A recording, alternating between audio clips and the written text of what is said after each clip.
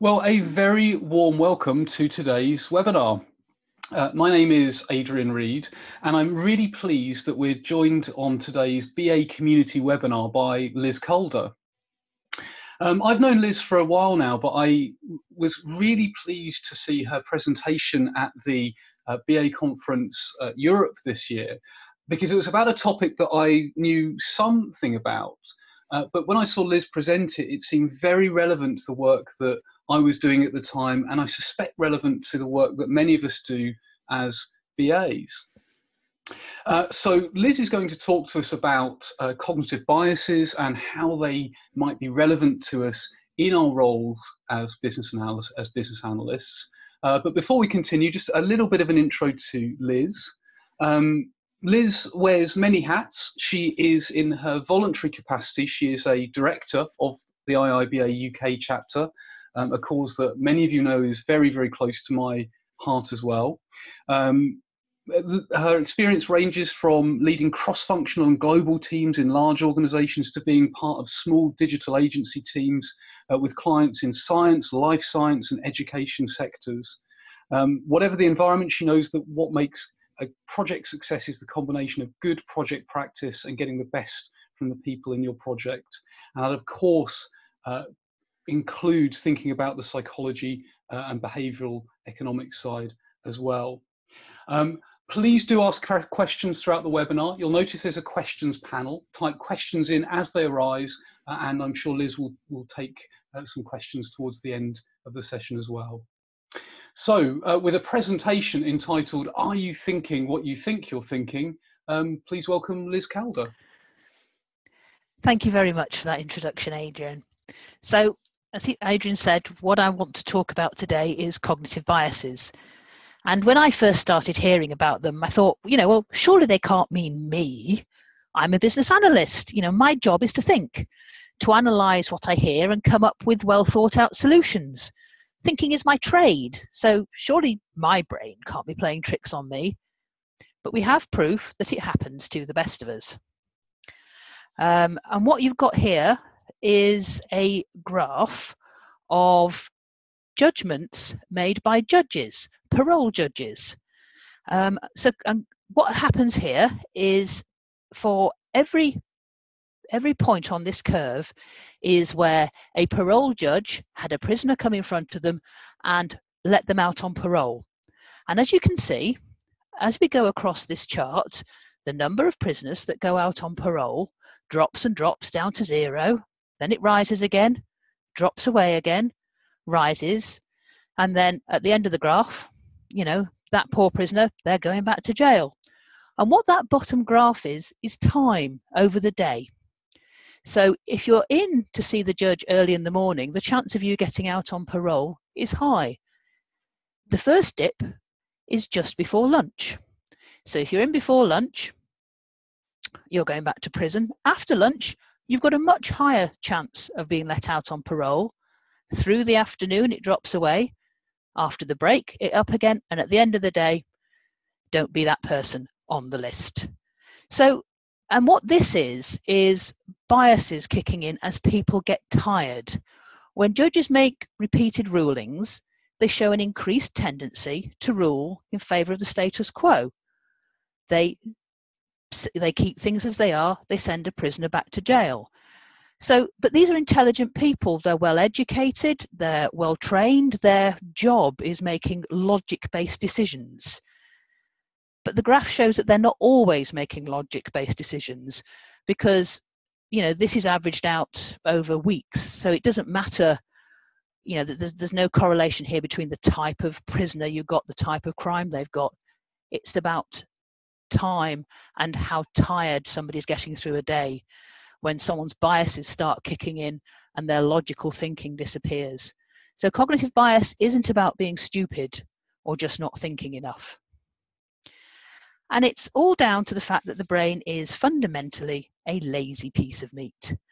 It uses a lot of energy. So to be efficient, it has patterns and heuristics it uses when it comes across something new. So it doesn't reinvent everything from scratch. So for example, if you walk into a building, your brain isn't worried the ceiling's going to fall down. You're not looking at the struts, analysing it all. You walk into a building believing from the patterns you've experienced, it will stay up because your brain hasn't got the time or energy to analyse everything around you for everything you do. It's part of the way you get from one end of the day to the other. So that's what a cognitive bias is. It's the shortcuts a brain takes. But the thing about cognitive biases is that they don't always come up with the rational best solution. They come up with a quick answer that gets you through the situation.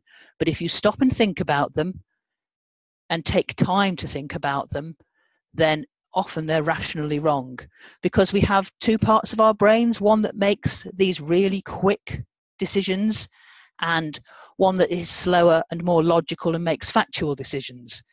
And a really quick example of this is, say if you're walking along with a friend and you say to them, what's 1 plus 1? And they go 2. What's 2 plus 3? 5.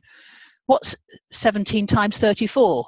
And you'll find you're still walking and they've stopped, because they can't walk and think, because their brain has kicked in, and that's a difficult calculation for them to do, and it takes much longer. They can't do it instantly.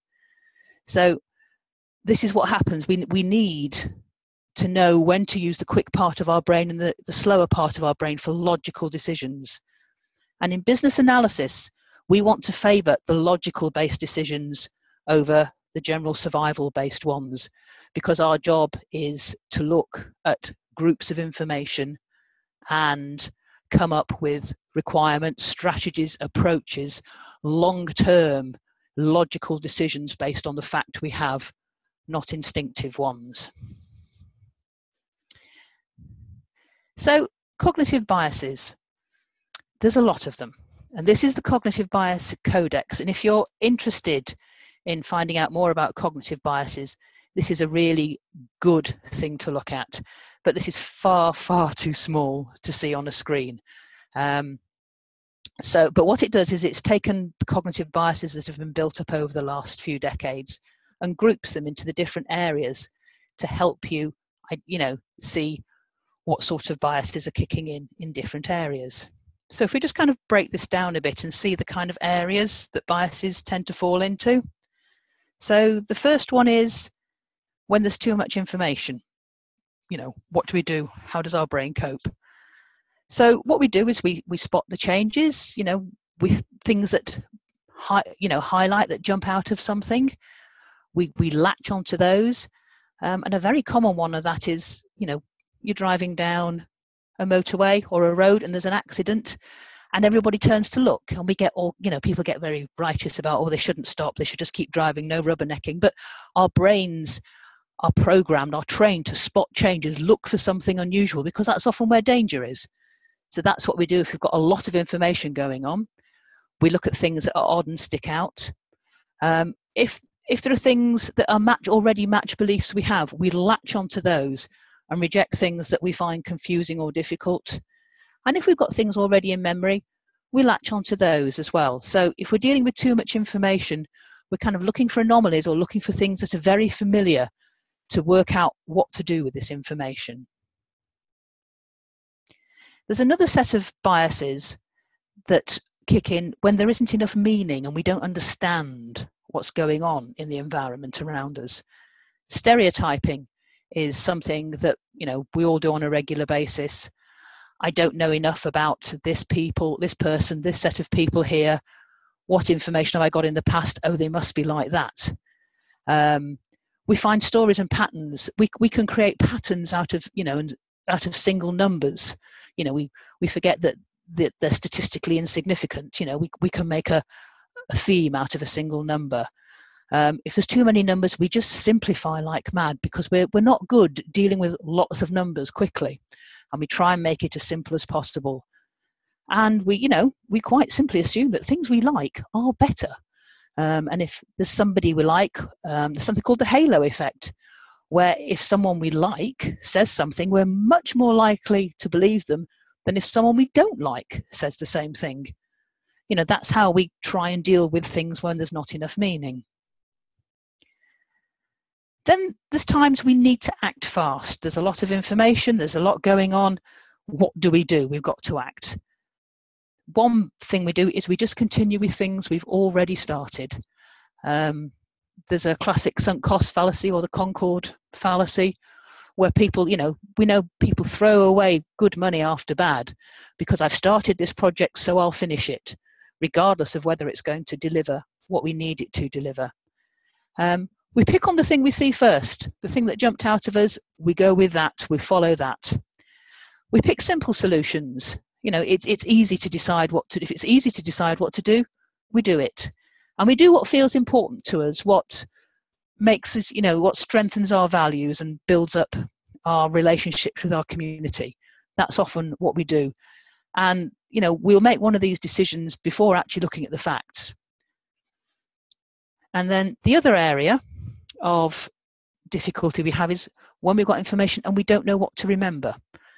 So we generalize. We make things very high level, but that means we lose a lot of the detail, and that's often where the nuance is. When we reduce them to key elements. We store memories by how we experience them. So, if you experience something with a smell, you'll associate that memory with that smell, and to make you think like that, you can bring the smell up again. But also, we edit some memories after the fact. So if we did something and it came out with, a good or a bad outcome, we will use the fact of the outcome to decide whether what we did was the right thing, rather than looking at, was actually that the right decision to make with the information I had.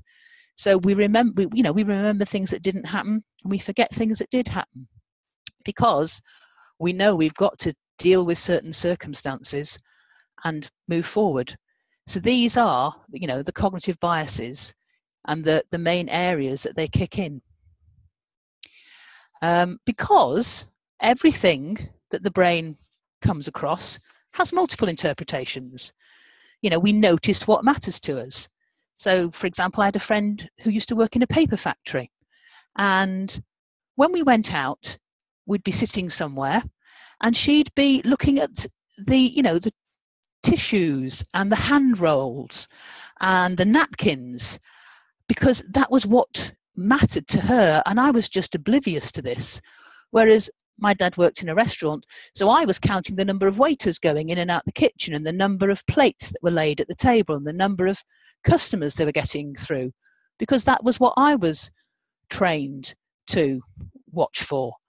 And we must have been a delightful, couple of people in a restaurant with our eyeing up different things, but people focus on what matters to them and interpret the information based on what matters to them. She was looking at tissue, I was looking at plates. But cognitive biases, they're very, very old. We've been doing these for millennia. Some animals show cognitive biases. They really are very basic, instinctive things that have got us through our lives, helped us survive, get us through our daily lives. So really, how important are they? So, do you remember this story from last year where there was a problem with the operating system on computers? The computers in hospitals were running Windows XP. They hadn't been upgraded because, they still work and nothing has happened so far. Although, people could explain to them the risk of what would happen if something dreadful went wrong. It was, yeah, but they're fine. Nothing's gone wrong so far, we'll be okay. Until, of course, they weren't, and operations were cancelled, and, people were working overtime, and it was a dreadful mess. And that is actually a classic indication of the optimism bias in action. Nothing's gone wrong so far, I'm sure everything will carry on being the same. So, and, but these were people were not basing it on the facts that they had available to them of what could go wrong and how disastrous it would be. It would be, it works, it's always worked so far, we'll be fine. And I've seen this sort of behaviour in organisations I've been in as well, because, system upgrades are a bit boring, really, and it's much more interesting to do something else rather than do risk-averse work like this. So that's kind of what cognitive biases are. But so really, why do they matter to you as a business analyst? And this diagram you might know is from the BA BOK. And all these are the knowledge areas that contain tasks that require you to work with stakeholders. Stakeholders are people, you're a person, and cognitive biases affect people. So basically, cognitive biases can affect everything you do as a business analyst. So if we look at some of these areas, we can have a look at exactly how cognitive biases could affect you in your day-to-day role. So if we have a look down here at elicitation and collaboration. So let's talk workshops, the basis of many a business analyst's day job. So how do you run yours? And I'm going to guess it ends up looking something like this. Or maybe this, or this. It's a post-it frenzy.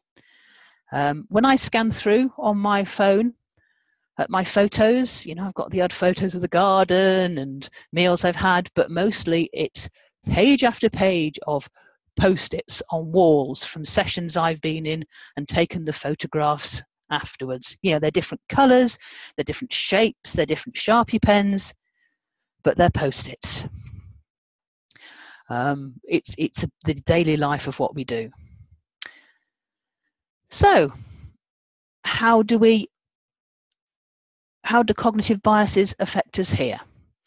Well, a key one here that you probably already deal with is called the bandwagon effect. So, you know, do you ask people to put down their thoughts individually before sharing ideas? Do you break people up into smaller groups? If you do, then you're probably already trying to mitigate the bandwagon effect.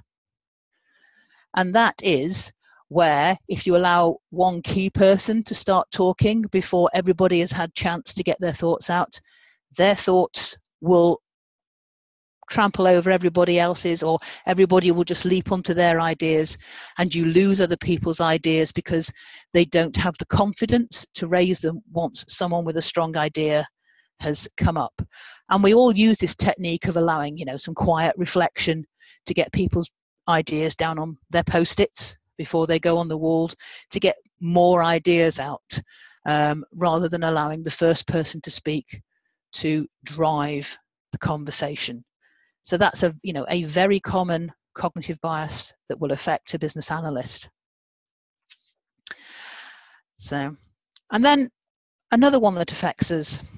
So if you're going to say to somebody, design me your perfect team, if you give them a set of post-its to design their perfect team, I am guessing that you will end up with something like this on the right, where you've got a team lead at the top and maybe an architect and a project manager and then the people reporting to them. But that's a lot of it's because every time people are asked to design teams, they think of them in boxes. If you give them a set of boxes, then you are very much likely to end up with that approach to designing a team. But what happens if you give them, say, a set of Lego? There is something called the Lego serious play method, which is a formalized method for using Lego in workshops to allow people's imaginations to work differently on the same problems. So if you ask someone to, say, design a team using Lego, you will probably end up with something very different. You know, you might have a team with a Superman in it that comes in and swoops the problem, or a little mouse that goes round into corners and finds out all your issues and sneaks through the holes that they shouldn't be. People could use Lego and put them down in little blocks on the desk, you know, to do a team structure, but it's really unlikely they will do that. They will do something different because you've put them in a different environment and come up with something that they wouldn't have done otherwise. So that's a couple of cognitive biases that can affect you in your workshop, the bandwagon and the status quo, and a couple of ways, you know we deal with them. But so you've got your workshop, that's been successful. So we're moving on to requirements analysis and design. What cognitive biases could affect you here? So let me tell you about Linda. She's 31, single, outspoken and very bright, with a first in philosophy. As a student, she was deeply concerned with issues of discrimination and social justice and participated in anti-war demonstrations. So is it more likely she's a bank teller or a feminist bank teller? Have a quick think about that.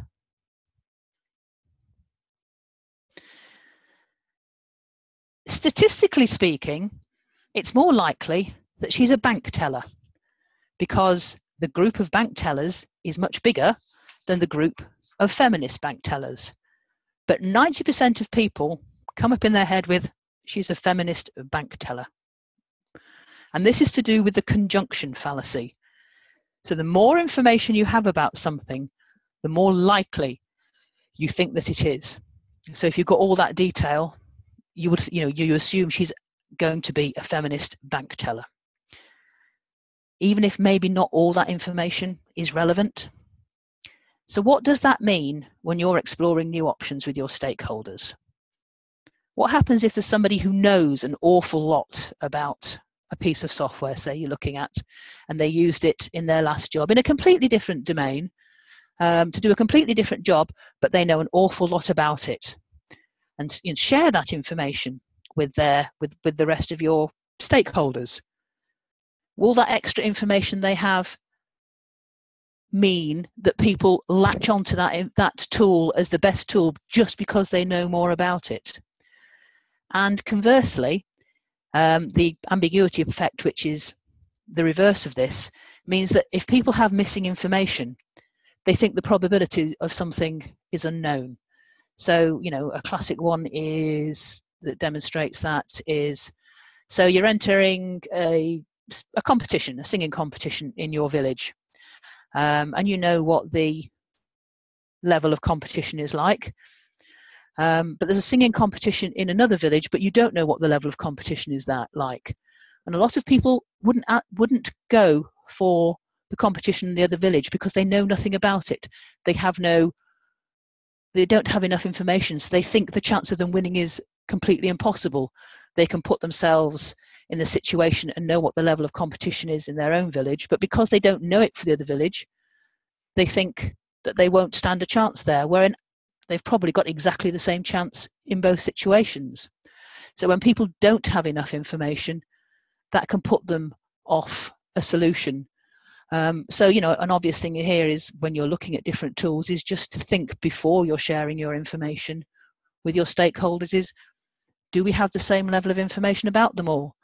Could I do more to, help people balance that out? And then another very interesting one when you're dealing with requirements is the power of now. So does somebody want 1 marshmallow now or 2 marshmallows in 20 minutes? That's that classic experiment you do with small children, where you put 1 marshmallow in front of them and tell them if they can leave it alone, they can have another one when the adult comes back, and the videos sit there and watch them squirm and wriggle as they try and decide whether to eat this marshmallow right now or wait. For adults, it's, do you want £5 now or £10 in a year? That's much, much bigger, but most people will want the £5 right now. They prefer a reward that arrives sooner rather than later. And this is often, you find requirements, even when you're dealing with strategy, they're very now focused, and you really have to dig for the long term because people want things immediately, and strategies require a long-term view. And on a practical level, this is why we are so bad at modifying our diet to lose weight. The food now is much more appealing than the promise of being thinner in a year's time. And this is, this effect's also seen in, rats and pigeons and monkeys. And this is also my theory why it's so hard to get people to sign off requirement specs for those of you that still do them. They're signing it off now, but, the benefit's not coming for a long time and it's just not important to them.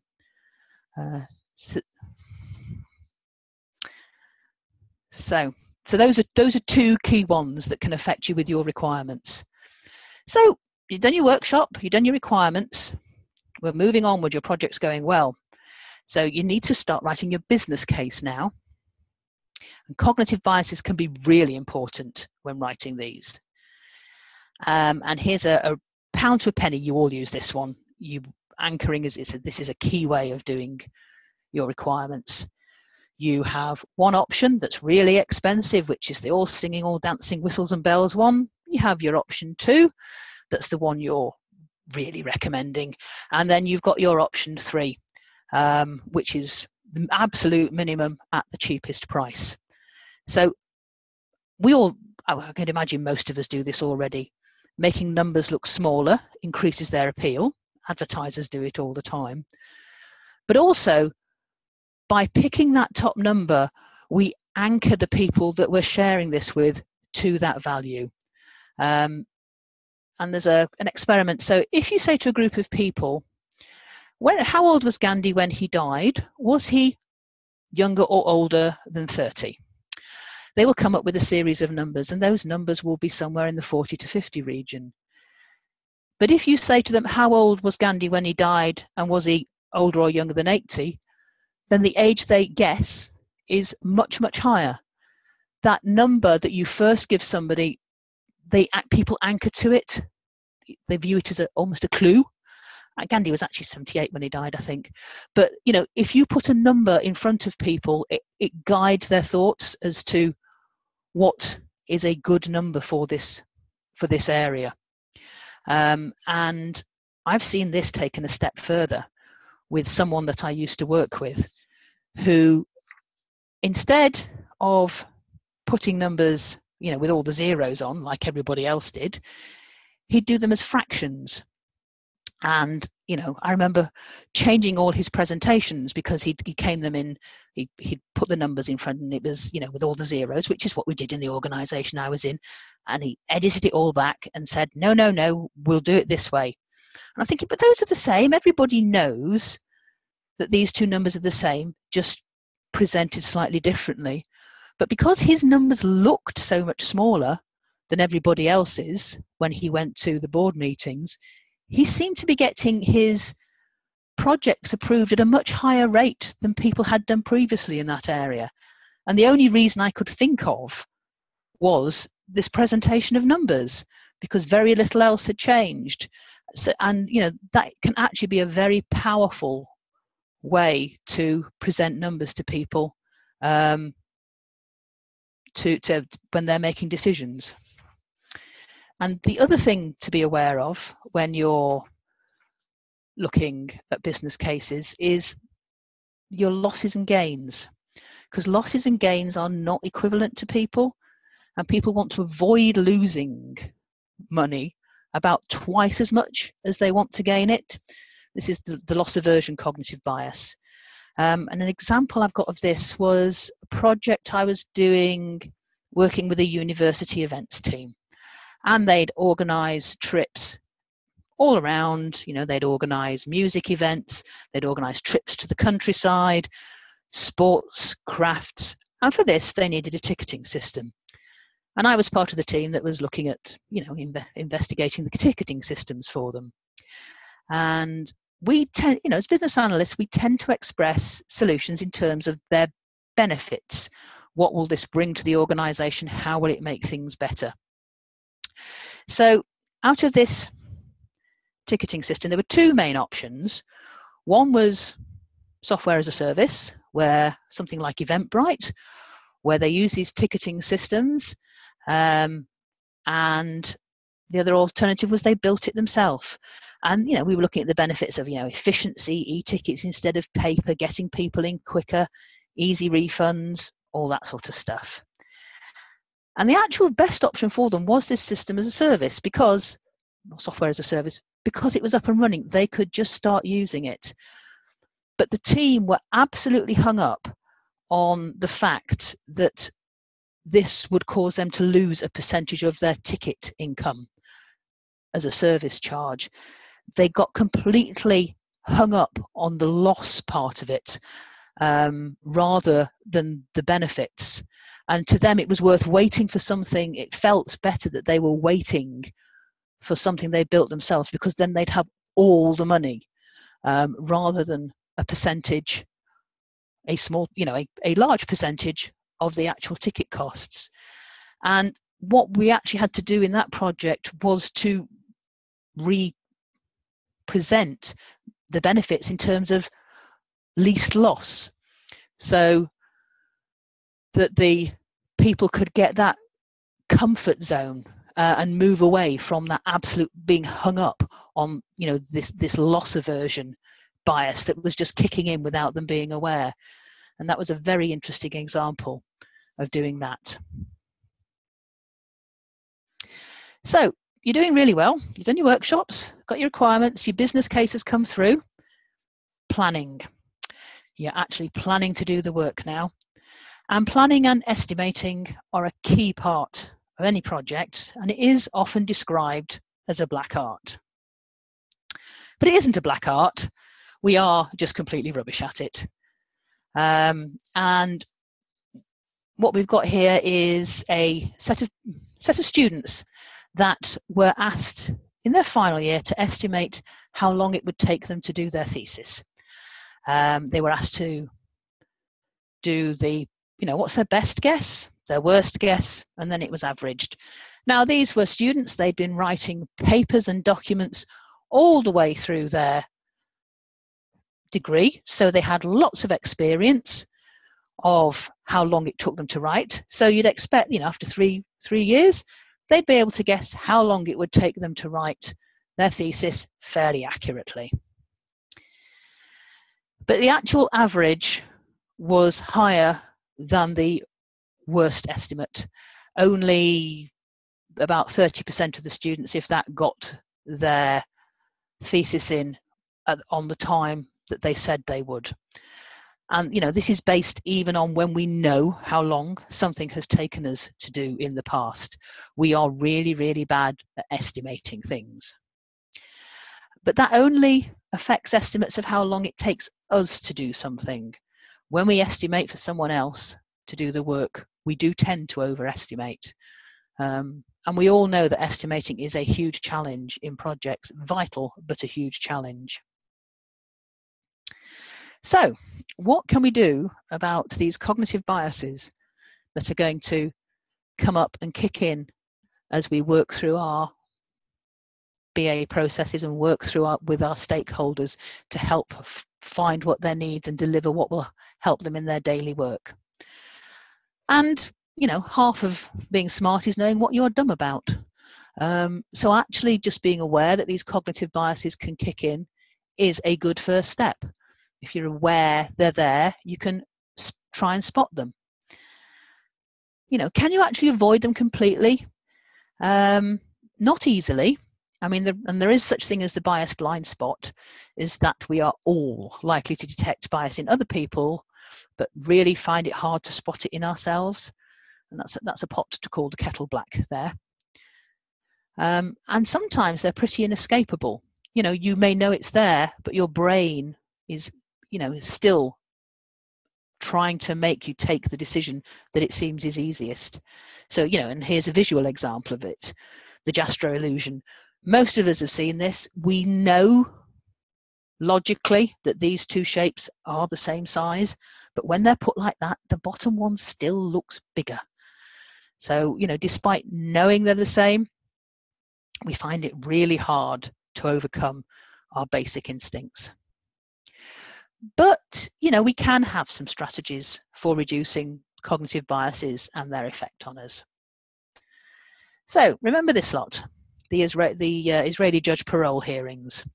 So when they made repeated rulings, they had an increased tendency to rule in favour of the status quo. What can we learn from that? What we can learn is when they had a break, their ability to think logically improved massively. So we can use that ourselves. We need, if you rest regularly, don't just keep plodding on and on and on at something. Give your brain a chance to recover. Eat something. Give your brain more energy. As I said at the beginning, your brain is a very, very hungry organ in the body. Give it energy. move around, get some oxygen. So, we can improve our ability to make logical decisions by taking regular breaks as we work. What else can we do? We can use techniques to help us. So there's one technique called the pre-mortem. So before a project starts, you get in a room, you say, okay, the project is now finished, and everything that could go wrong has gone wrong. What's gone wrong? And that allows people to think of anything they think that would derail this project. From dinosaurs stepping on the local substation to your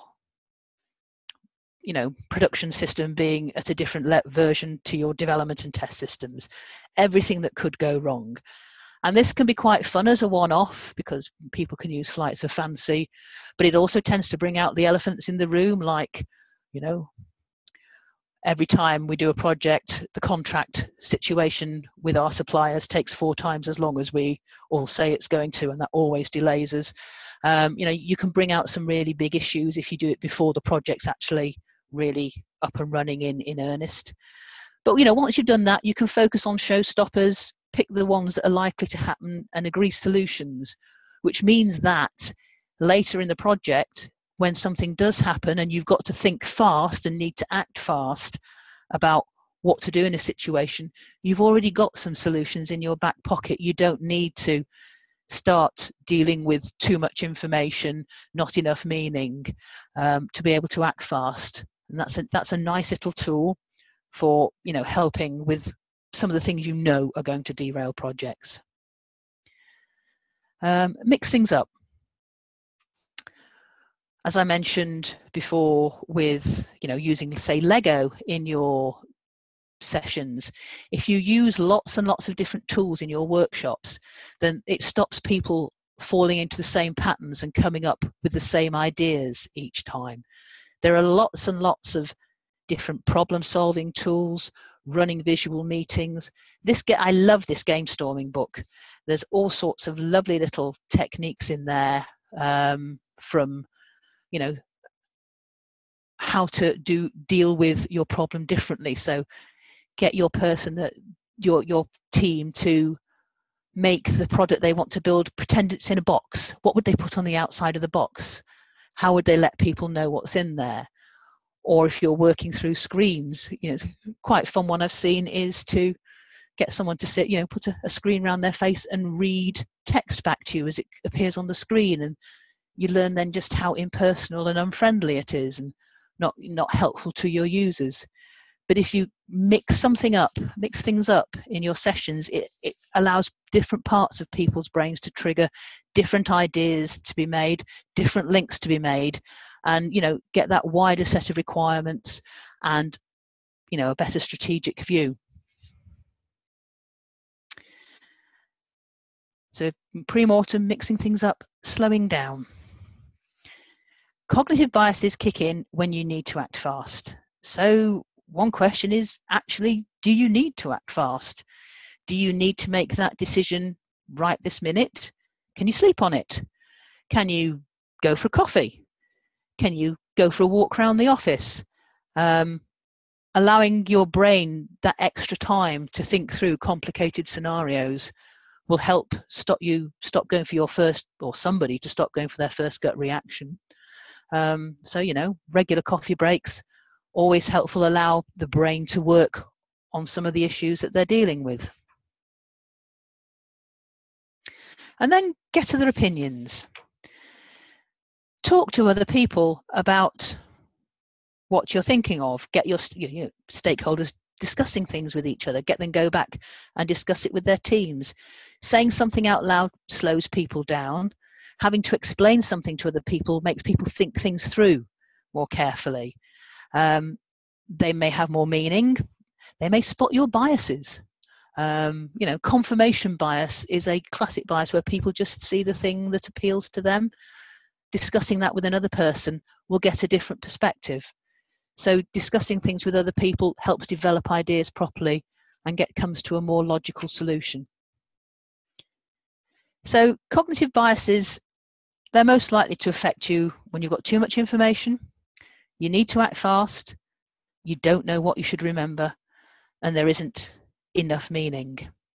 And we've looked at examples of how they can affect you at all stages of the business analysis process, and some suggestions of what you can do about it. So, just make sure that you don't keep hammering on at something and take proper breaks, trying new techniques in workshop to get people to think differently and stir up the status quo.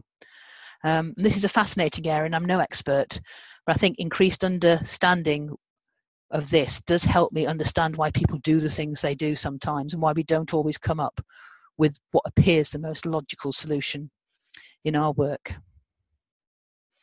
So, thank you very much. Fantastic. Well, thank you very much, Liz, for a really fascinating and thought-provoking presentation. I was thinking there. I kept thinking back to the example you gave with the judges and the lunch, and I was thinking that I guess probably something many of us have done in the past is brought food to workshops. And actually, perhaps there's a scientific reason for doing that now as well, to try and avoid those cognitive biases. So there's a reason for the donuts. Absolutely. Fantastic. Okay, so if you are listening in live, please do feel free to type in questions. We have a number of questions coming in already, which is fantastic. The first one, actually, I think it was asked quite early on, so you probably partially answered this, Liz. But the question is around cognitive biases, how to identify them in yourself and in others. And I know you've talked a little bit about perhaps identifying them in ourselves, but how might we know when a stakeholder is being flummoxed by the sunken cost fallacy or whatever? Well, I mean, one of the key ways we tend to spot biases is when we think somebody is not coming up with the most sensible solution for something, or something seems illogical to us, or they're acting on not enough information. And It is much easier to spot in other people than it is in ourselves. And this is where you need things like good open team dynamics to be able to challenge respectfully and supportively and constructively to each other, to help each other investigate solutions and explore ideas properly. But as I said, knowing some of the key cognitive biases to watch out for can be very useful. But I think that that ability to use the proper BA probing skills of really probing people's replies, asking them why. The 5 whys help people investigate themselves that they may be going down a cul-de-sac. It's often about being a good BA. Absolutely. I was thinking that, Liz, as you were explaining it, and I still remember when it's interesting, when I first started to read, when I first came across the term cognitive bias, cognitive bias, I don't know if you felt the same. I was so unaware of my own biases. I started to recognise fallacies in decisions that I'd made, and so I'm just thinking off the top of my head here. But do you think there's ever any value in actually helping stakeholders to understand about cognitive biases? So for example, you mentioned the pre-mortem, but could it be an idea there to explain, part of the reasons we're doing this is to avoid certain cognitive biases, and give a sort of broad flavour? Or do you think that's not likely to resonate with project folk?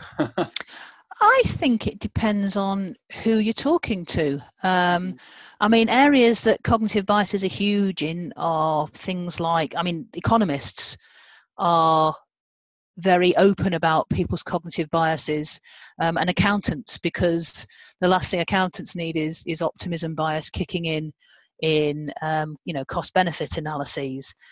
So some people, some areas actually have quite strong processes and structures in to overcome people's cognitive biases.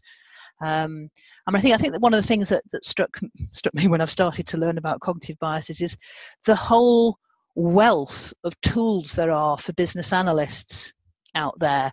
Workshop tools, icebreakers, problem solving tools, and I'd always kind of seen them as interesting and different ways of approaching it. But it wasn't until cognitive biases kind of became more prominent that it suddenly kicked in, where a huge value in this was just helping people not fall into the same traps of thinking as they had, because I just hadn't appreciated that. I just thought they were different interesting ways of doing things, but I hadn't realized people's tendency to fall into consistent, comfortable, convenient ways of thinking, and how these helped people overcome them and get to a really logical solution.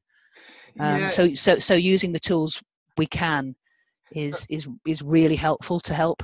That's a really good point. And one thing I know I've had colleagues and contacts ask before, and you probably experienced this, Liz, I'm sure, is that you get sometimes people, you'll get the Lego, really, or the and you mentioned, and I hadn't heard of that idea of cutting a screen out, but I love that as an idea. But I mean, any sort of tips you'd have for overcoming that reluctance from stakeholders to sort of play, because there is an element of play in there, isn't there? There is an element of play, absolutely, and it's about assuring them this is a safe environment. You kind of do what stays in what happens in the room stays in the room. You have to help people build that trust with each other.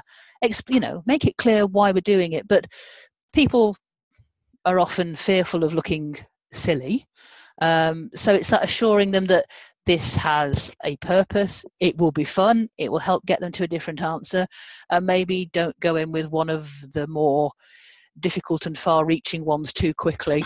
Keep them short and simple until people are familiar with just doing things a little differently. But it's about making people feel safe and trusting each other while they're doing this. Definitely, and building on that trust. So.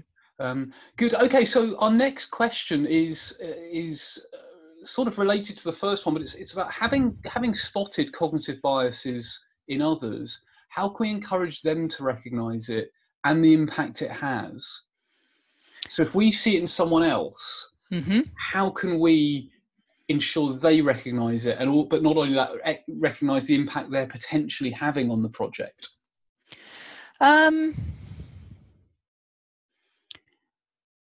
I think one of the ways is to help them explore the area that you're seeing the cognitive bias in.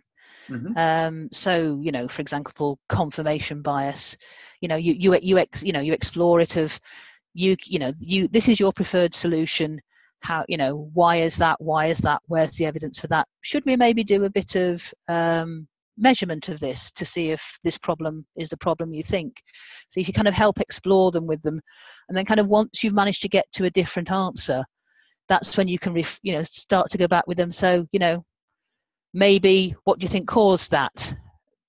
Could it have been that you were latching onto things that were familiar? Do you know about this thing called confirmation bias? Start to have that conversation with them when you've kind of got some facts to show them. So you thought this, we did something a bit different, and we ended up in a different place. Do you see that this was confirmation bias? How do you think that could work in other parts of the business? Do you think somebody else could behave like that as well? You do need to work through on a kind of practical basis with people, I think, because dealing with some of these things in just concepts can be quite difficult for people if they're new. Yeah, and it's interesting, isn't it? Sometimes the right data can help, or almost, I say depersonalize it. Of course, it never really depersonalizes it, but it means that almost the person feels less questioned because you're questioning the data rather than the person. Yes. I'm not sure if you sort of found that as well, Liz. Yeah, absolutely. Data is, real data that you can look at and share and agree is much better, because it's not about the person.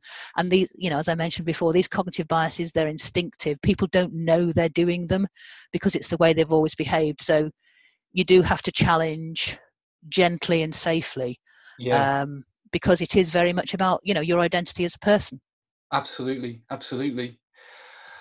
Okay, so moving on to our next question. And this is a very, very good question, but probably quite a tricky one. So apologies for this, Liz. But the question that's asked is, this is all good for dealing with people making mistakes, if you will, but it doesn't do anything for dealing with the people with an agenda.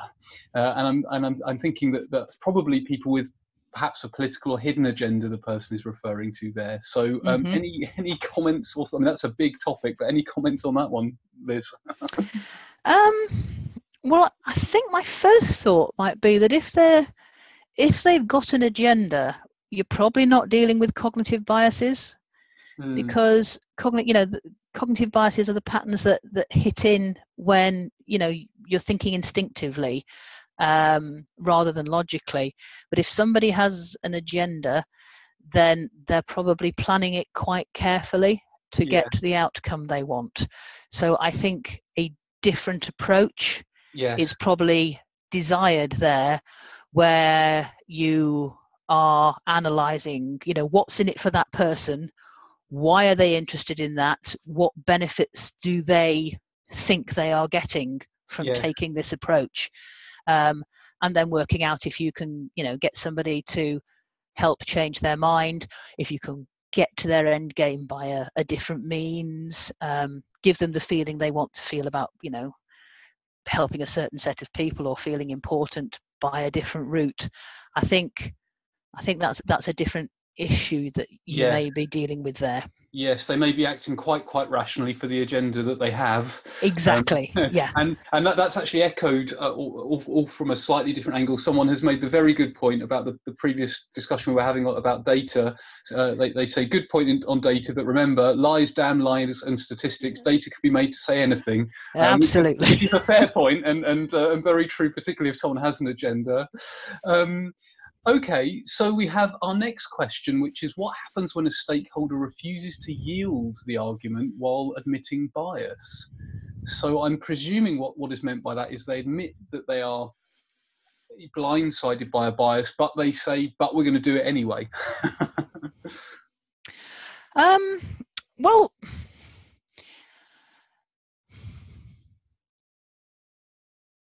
then I think you're into probably standard ways you've got of trying to influence people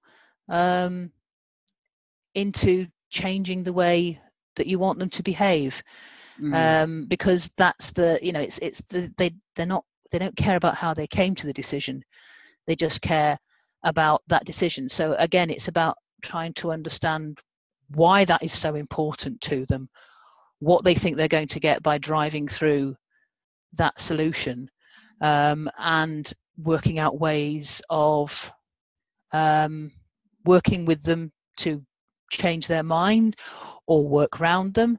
This is where you start reaching out to other people and saying, you've worked with this person before, what are they interested in, what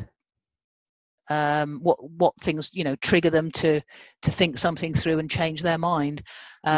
Again, I think it's about working out what that person's agenda is. I mean, again, that's almost a political one. It is, isn't it? It becomes about the broader, I guess, broader topic of stakeholder engagement and management, and the politics and the power and the influence in a way. So great. So we've got lots of comments coming in, Liz, that people are have really enjoyed the session and your responses to the questions, which is always pleasing to hear. Also, we've probably got time for one last question. And the question that we will pick is around agile. So a bit of a possibly tricky one here, but do you think the bandwagon effect is more common on agile teams? And I'm guessing, I'm reading between the lines, perhaps because it's cross-functional and co-located.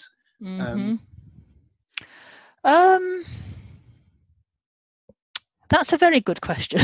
that could be a research a hypothesis, couldn't it? I mean, in a well-functioning team, it shouldn't be, because there should be respect from all the team members for each other.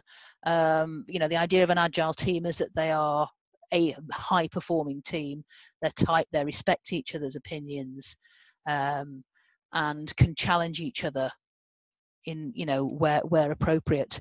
I don't actually see it's any more likely in an agile team than in a waterfall team.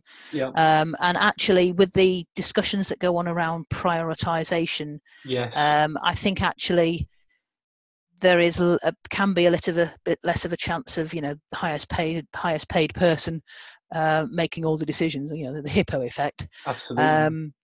Because you're all working on it and you are responding to changes as you go along rather than diktat. So I don't think it's higher in an agile team. No, and I do think there are methods for overcoming it.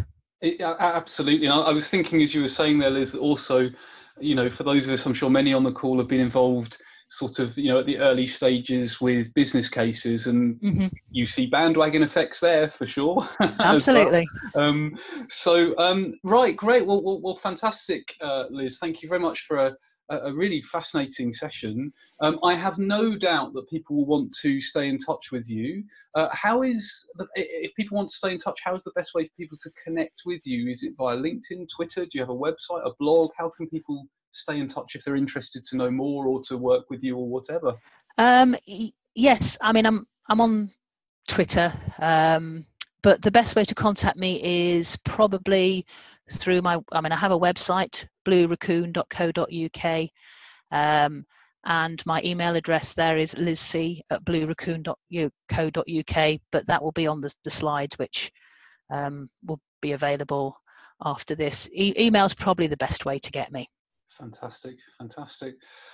Well, fantastic. All that's really left is for me to say thank you. And if you could just roll us on to the next slide, Liz, that would be fantastic. So a massive thank you, first of all, to you, Liz, for taking time out to deliver this session. I was so pleased you agreed to do it. Having seen it live, I just think it is so relevant and so much impact. So thank you very much. Also, a massive thank you to everyone who's tuned in either live or on demand to watch this.